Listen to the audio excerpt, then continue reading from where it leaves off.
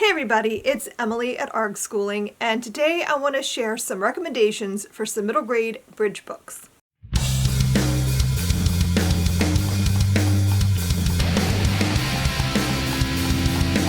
So what is a middle grade bridge book? This is what I consider a almost hidden category in middle grade, and it's sort of an in-between between middle grade and YA. These are books that I think are best for like ages 12 to 14. And of course that's flexible because some kids as young as 10 will still enjoy these books, but I feel like the age range they're geared toward is more like 12 to 14. So these are books that I would recommend to kids who are starting to age out of middle grade but aren't necessarily ready to dive into YA just yet. The characters in these books tend to be older. They're more like set in 8th grade as opposed to like 5th and 6th grade, you know. These are just books that I feel are miscategorized. Like we need an in-between category for kids who are getting left behind when it comes to YA and who feel like middle grade is too babyish. Like these are the books that I feel like they would most enjoy. So I'm going to give you 5 recommendations today for middle grade bridge books. Starting out with a slightly older one. While I Was Away by Waka T. Brown is about a girl who spends the summer, like an extended summer, in Japan with her grandmother. And she's there to go to school and get better fluency with the language and the culture of Japan.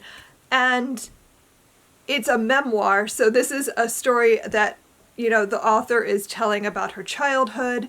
So I think this would really appeal to older middle grade readers because she is herself an older middle grade child in this story. I think this is like her 8th grade year. So she's experiencing things that I think a child of that age would relate to, but it's also set in like the 80s and early 90s maybe.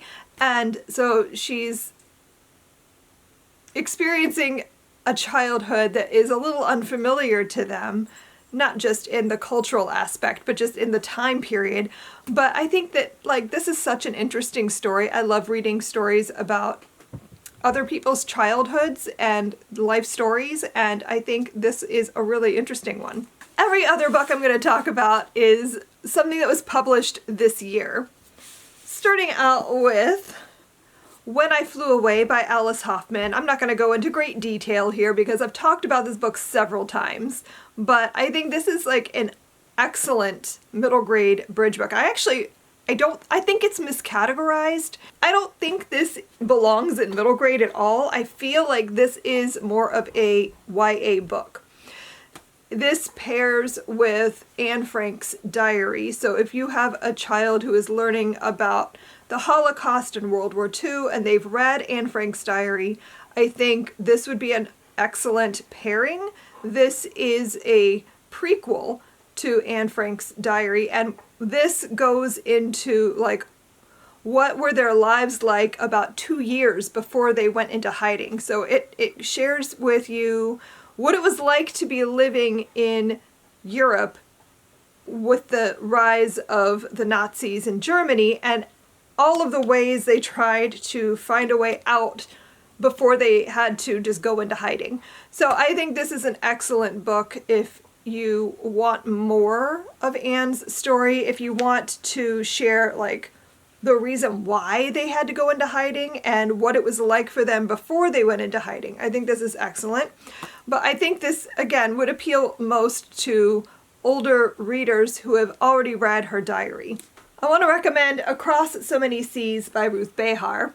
This is one I read earlier in the year, and it's a multi-generational kind of story, but not even multi-generational. That's not the right word, because it isn't like one family like grandmother, mother, daughter. This is more like a family who is escaping Spain in like 1492 when the Spanish Inquisition is forcing the Jews to leave.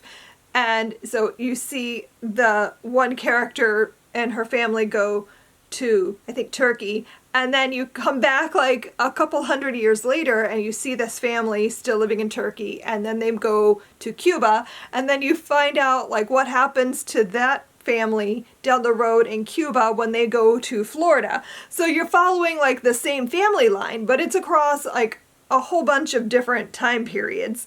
And each section of the book is a different person in the family in a different place. And it's a really interesting story. As an adult, I wanted more. I wanted to know a little bit more about each character and their place in this timeline. But I think for a upper middle grade reader, this is an excellent view into what that was like, those little bits of history, and kind of like an interesting little timeline following this Sephardic Jewish family through time. The next book I want to talk about, I don't have a physical copy of, which I really need to remedy because I want to own it, and that is Free Period by Ali Therese. This was such a delightful book that I just want to put in everybody's hand. This is a story about two 8th grade girls who are considered troublemakers. They are always causing chaos, and they're just these little chaos gremlins, and I love them.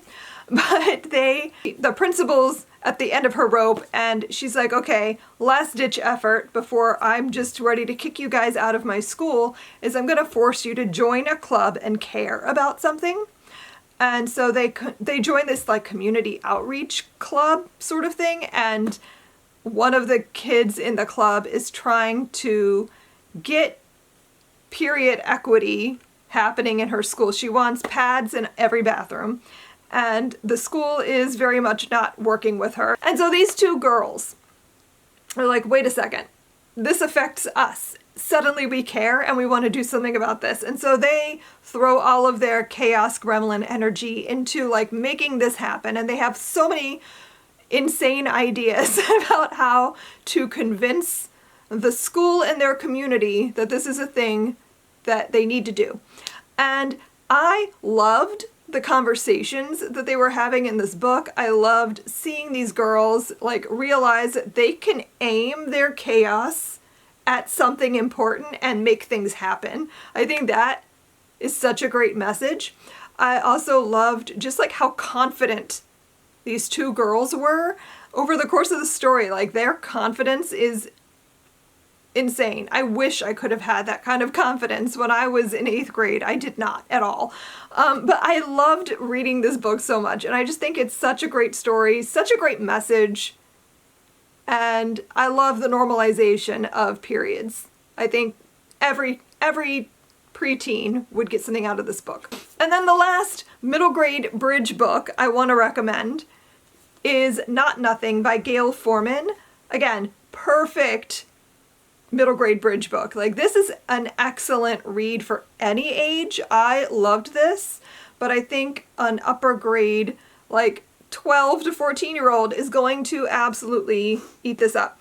This is a story about a boy who we meet after he's done a terrible thing. We don't know what this terrible thing is. We just know that he's done something to get himself into a lot of trouble. And he is being forced to do community service hours at a nursing home.